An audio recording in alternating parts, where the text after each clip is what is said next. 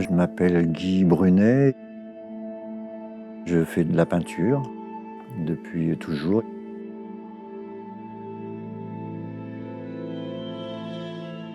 J'ai enseigné pendant très longtemps aux Beaux-Arts du Mans.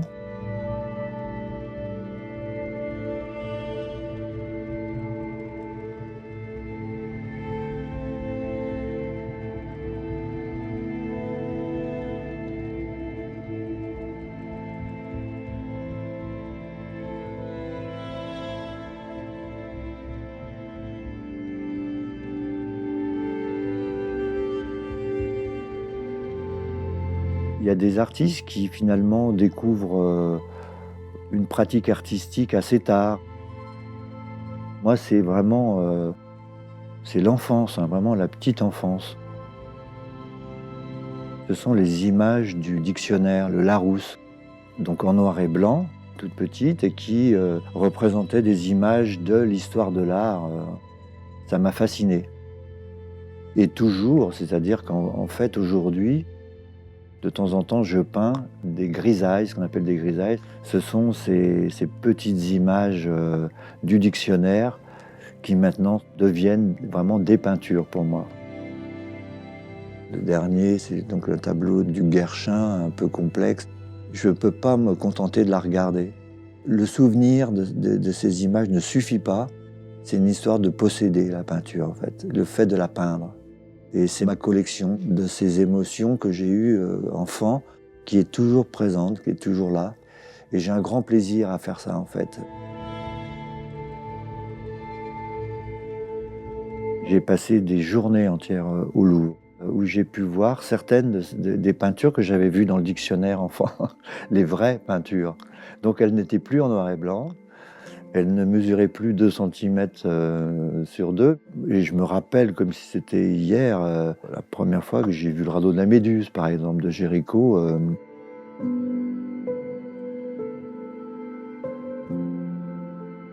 Le Géricault que j'ai découvert quand j'avais 12 ans, en fait, j'ai toujours pas fait le tour. Ça reste encore quelque chose que j'ai à observer, à analyser, à découvrir. Le cinéma aussi, je peux citer 3 films extrêmement marquants pour moi. L'Évangile selon saint Matthieu de Pasolini.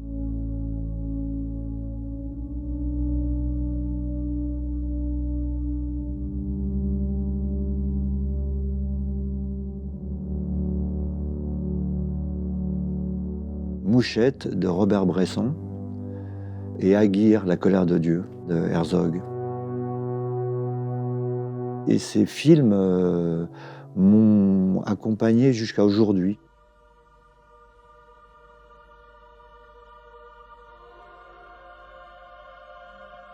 Dans Aguirre, il y a la première scène du film où on est dans la montagne et tout. Il y a cette colonne qui descend et qui remonte. Voilà, ça c'est absolument c'est magnifique. Et puis la scène également où, sur le radeau, il y a le cheval où Aguirre décide de mettre le cheval à l'eau et en fait le cheval est abandonné sur la rive. Et il y a un plan de Kinski là, qui est complètement halluciné avec ce cheval qui est là. Les autres s'en vont. Je trouve ça absolument voilà, très fort, quoi. Je peux décrire la scène, mais je ne peux pas décrire la puissance de l'émotion que ça produit, quoi. En peinture, c'est pareil. C'est un peu la même chose, quoi.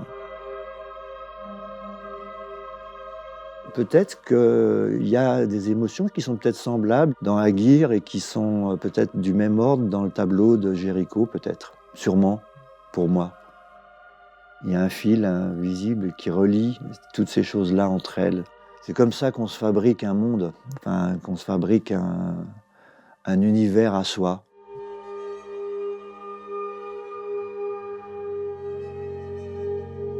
J'ai souvent entendu beaucoup de gens qui démarraient en peinture, qui voulaient faire de la peinture, et qui me disaient « ouais, il faut que je trouve mon style ». Il me semble que c'est Giacometti qui avait dit « le style, c'est ce qu'on ne peut pas s'empêcher de faire ». C'est quelque chose qui, malgré vous, reste. Je me suis jamais dit, tiens, je vais faire une peinture dans le style d'un tel. Par contre, les influences, moi, je les revendique. Et les peintures avec les masques, etc., c'est beaucoup ça. Donc le principe très très simple, comme pour un masque d'enfant, on arrache une page dans un livre d'art, de faire un trou ou deux, et puis ensuite de le placer sur le visage.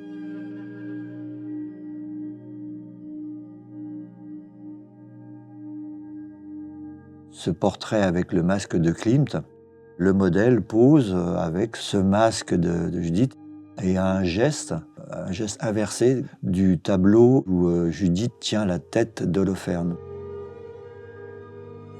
Donc il y a cette relation entre le choix du masque et la position du modèle. L'extrait de la peinture de Klimt, il est peint vraiment d'une manière très littérale. C'est pas une évocation du Klimt. Je n'enlève rien, je change rien, etc. Je n'utilise absolument pas ce que je pourrais faire avec Photoshop, découper un bout du tableau, le poser sur une peinture déjà faite et voir ce que ça allait donner. Surtout pas. C'est-à-dire qu'en fait, c'est plutôt une intuition que j'ai eue. Et d'un seul coup, il y a en partie le visage du modèle et le visage emprunté à l'histoire de l'art qui se superposent et qui créent un visage un peu étrange, qui d'ailleurs me surprend moi-même à chaque fois que je l'ai peint. J'ai continué cette question du masque avec la fumée de cigarettes, avec cette fumée qui cache en partie ou qui quelquefois modifie un peu la lecture qu'on a d'un visage et qui pour moi est la suite des masques en fait. C'est une autre manière de traiter cette question du masque et donc du portrait en peinture.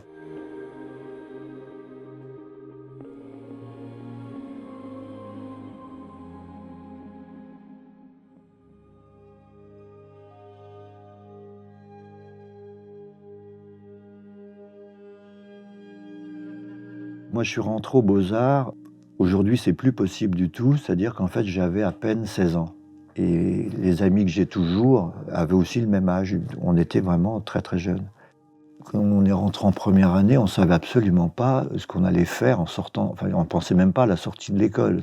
Qu'est-ce que tu vas faire quand tu seras grand Bah, de la peinture, mais à part ça... J'ai jamais fait d'école pour être prof. J'ai appris, entre guillemets, à être prof au cours du temps. Enfin, voilà, au contact des étudiants, des élèves. C'est un métier avec une méthodologie, etc. Mais les écoles des beaux-arts étaient, ou sont encore, un endroit où c'est tout à fait possible d'être un artiste et d'enseigner. Alors, ça ne veut pas dire non plus que un grand artiste est forcément un grand enseignant. Il y a aussi des très grands enseignants qui ne sont pas très bons artistes. Les deux ne vont pas forcément ensemble. Je ne suis pas sûr que Van Gogh a été un très bon prof. Je crois pas.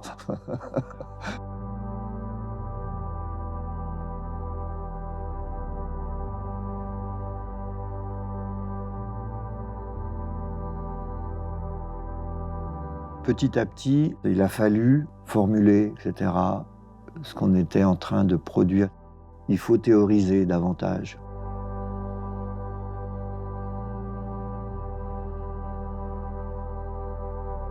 C'est les années 70. Le fait de faire des peintures, des tableaux, etc., était devenu absolument pas nécessaire. Pourquoi en France il y a eu cette absence, d'un seul coup, ce mépris de cette pratique de la peinture, comme on l'entend, c'est-à-dire du tableau, notamment du point de vue des institutions. Si vous faisiez des installations, c'était possible de participer à des expos, etc., dans le milieu institutionnel beaucoup plus facilement qu'en faisant des peintures sur toile.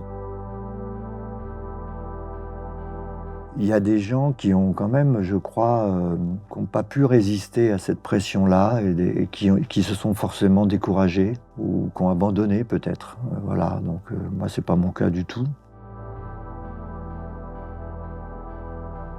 Ceci dit, la peinture n'a jamais, bien sûr, disparu. Il y a un retour de la peinture visible. Depuis quelques années, surtout de la part de jeunes artistes, la volonté de faire de la peinture est évidente. On voit dans les galeries, puis sur les réseaux sociaux, et cetera, des peintres, beaucoup.